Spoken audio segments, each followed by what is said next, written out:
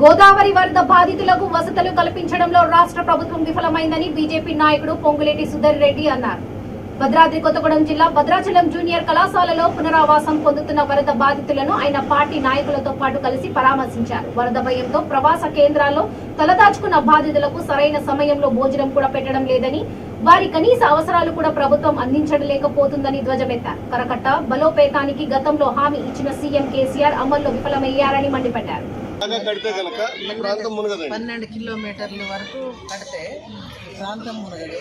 వాళ్ళు ఇస్తారన్న ఏ గవర్నమెంట్ వచ్చినా చెయ్యాలి, కానీ 1000 కోట్లు కాదు కదా. ఇంతవరకు 10,000 ఇంటికి ఇస్తామని ఒక్కరికి ఇవ్వలేదు. సుభాష్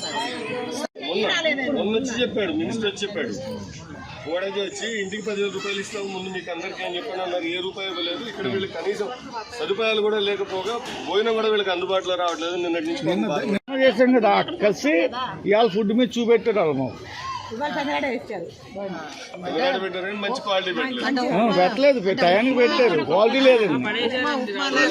మొత్తం 10,000 ఇస్తారని చెప్పి ఇంతవరకు ఎక్కడ అందలేదు. కాబట్టి మేము రావడం, ఒక ప్రతిపక్షంగా మిమ్మల్ని కలవడం, దానివల్ల కొంత ఒత్తిడి నిర్మాణం అయ్యి మీకు న్యాయం జరుగుతున్న ఉద్దేశంతో పర్యటించడం. ఇలా పెద్దలు సుధాకర్ రెడ్డి గారు